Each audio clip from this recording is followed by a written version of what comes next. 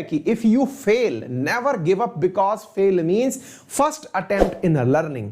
बहुत सारे विद्यार्थी कई बार अपनी तैयारी मध्य में छोड़ देते हैं, पढ़ाई करना बीच में छोड़ देते हैं यदि उन्हें मनोवांछित सफलता नहीं मिलती। मनोवांछित सफलता से मेरा अर्थ है अपने लिए जो सोचा था अगर वो नहीं मिला तो तैयारी बीच में छोड़ दी जाती है। साथियों, वो तैयारी का छोड़ना जो है वो कई बार हमारे लिए एक पैनिक सिचुएशन क्रिएट करता है।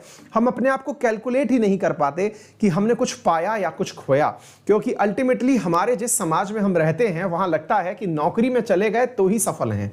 हमने पढ़ाई को कभी वैल्यू ही नहीं दी। मेरे प्यारे साथियों, आप इस बात को केवल ये समझ करके और मेरे अनुभवों से या फिर जितने भी मेरे जैसे जितने भी शिक्षक हैं या आपके सीनियर्स हैं उनके अनुभव से जान लें, पढ़ाई कभी भी वेस्ट नहीं जाती है। हाँ, हो सकता है कि आपने जो शिक्षा के माध्यम से सफलता प्राप्त करने का तरीका अपनाया था, किसी परीक्षा को पास करने की जो नीति आपने बनाई थी, हाँ वहां जरूर संभव है वहां कंपटीशन इस बात पर निर्भर था कि आपसे ज्यादा किसने पढ़ाई करी, क्योंकि सीटें लिमिटेड थी। लेकिन आपकी पढ़ाई वेस्ट चली गई, ऐसा कभी नहीं हो सकता।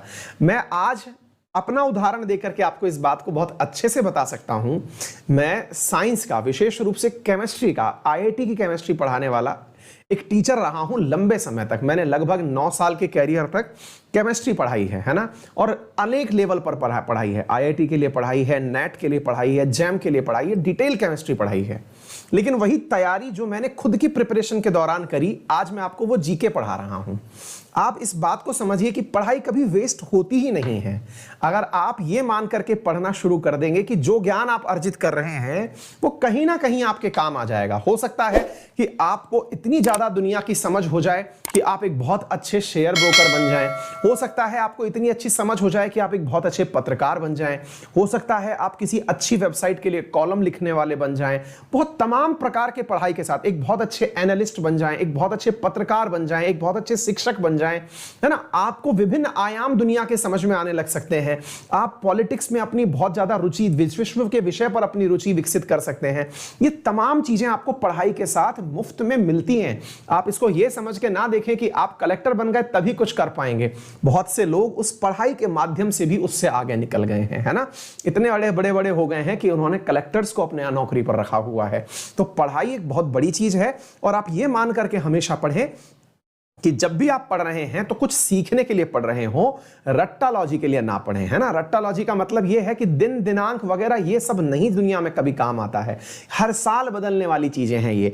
आज आप याद रख लिए कि भाई 5 जून को पर्यावरण दिवस मनाया जाता है, इस बार की थीम याद कर लिए, पेपर देने गए, पास कर गए, इससे ज्यादा उसका कोई भी यूज नहीं है। उसके बाद में अगली बार 5 जून फिर आएगा तो नई कोई थीम होगी, नया कोई कार्यक्रम होगा, तब याद किया जाएगा। समझ विकसित करिए कि पर्यावरण दिवस क्यों मनाया जाता है।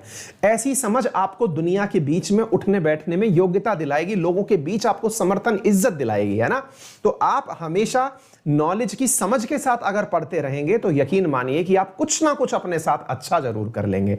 और कुछ नहीं तो आजकल जो मेरी क्लासेस चल रही हैं उनको ही पढ़ करके आपको बहुत सी बातें समझ में आने लगी हैं कि दुनिया किस करवट जा रही है, किस प्रकार से दुनिया के लोग विचार करते हैं। अब आप पूरी क्लास में बैठकर जब दुनिया का भ्रमण करते हैं तो फीलिंग आती है कि यार हाँ ऐसा इसलिए हुआ, इसका इंपैक्ट इंडिया पर ये पड़ेगा। आप खुद से कैलकुलेट करने लगते हैं। ये बहुत ज्यादा फ्रूटफुल चीजें हैं, है ना।